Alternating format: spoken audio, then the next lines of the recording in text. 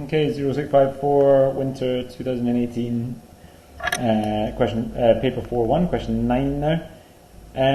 I'm hoping that people are getting used to this a bit. We're looking at alpha emission, okay, and we're even starting with our plutonium Pu 239, and we're producing an isotope of uranium.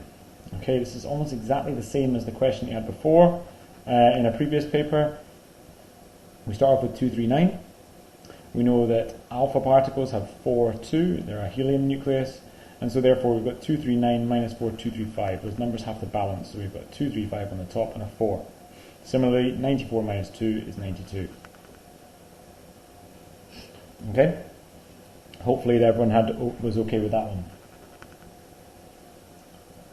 Alright, our next question is about alpha radiation. This is one we've not really talked so much about. We're saying we've got an alpha radiation source which has been swallowed, and why that's more dangerous to humans than the same source. Now, obviously, if it's just held close to the skin. Obviously, what we want to be talking about here is the effect on the body.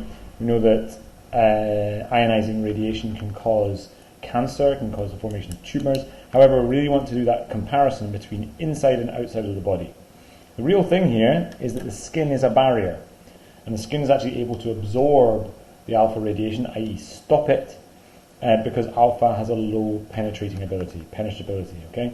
It can't pass through the skin, and so if it was inside the body, it would cause harm. If it's outside, it's probably not going to cause harm. Remember, we've talked in previous classes about how alpha is used in smoke detectors. It's the same kind of thing. We can have alpha sources in the room with us, and they won't cause us any harm. Okay, this is an example of a topic which fairly high mark for a fairly sort of briefly mentioned topic, which is the idea of nuclear fission and nuclear fusion. Now, we're thinking about sort of a Venn diagram of the two. Okay, think about their similarities. What they both do is they both release energy. Okay, however, in fission,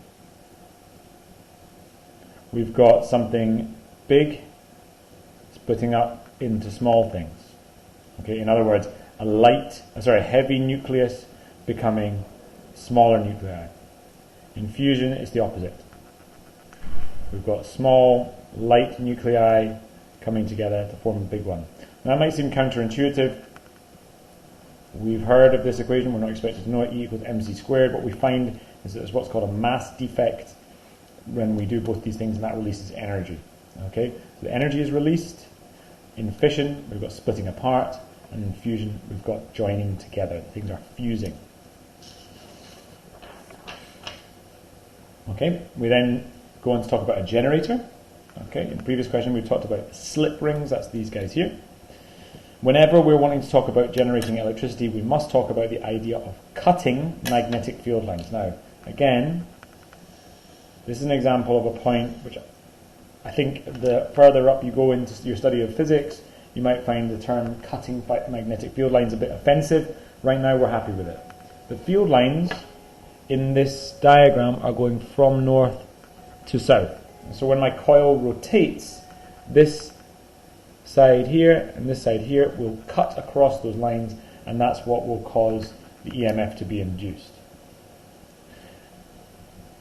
These sides here, just a point, these are always parallel to the field, and so therefore never cut the lines, and therefore there's no EMF induced on this side and this side, only on the two long sides which are in the field.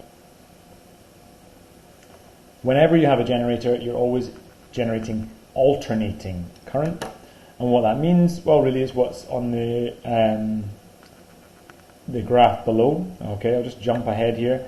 Our graph shows this alternating sinusoidal wave-like form, okay, with a constant amplitude and a constant, if you like, wavelength, or constant frequency in this case. Now, why is it AC? Well, it turns out that the direction of our current depends on the direction of the motion. If we just look at this side here, okay, as this side moves up in the magnetic field, it might generate a positive current. As it moves down into the magnetic field, it then generates a negative one. Positive, negative, positive, negative. So each side of the coil changes its direction, and as a result, the current changes its direction too.